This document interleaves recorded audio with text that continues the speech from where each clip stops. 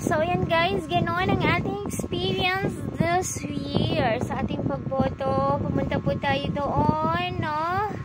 Tinignan natin isa-isa yung mga room kung saan ang ating presinto. So, wala tayo dito sa baba. Lumipat tayo sa kabilang room. Umakyat tayo doon sa second floor. Then, wala tayo doon. So, ako lang muna yung pumunta doon, no? Bago ko isinama si Mamay at saka si Rafi. So, para at least pagka nakita ko na yung aming ako ang naghanap ng aming presinto.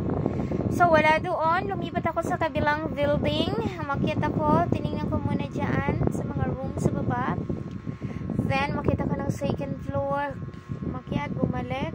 Akyat pa na. Upo tayo. Wala pa din. So, ang ginawa ko, itinanong ko na po doon sa mga tao na nandun kung nasaan. At ang sabi nila, kung wala, nakita kong natingnan mo na, sabi yung lahat ng room at wala dito, malamang.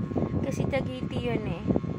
I think that's the first time na inopen nila na pwede nang bumoto doon. Kasi dati, doon kami, ang presinto namin doon sa taas, sa may front siya. So, sabi nila, ang advice nila sa akin, kung wala doon, hindi ko nakita ang aming presinto doon.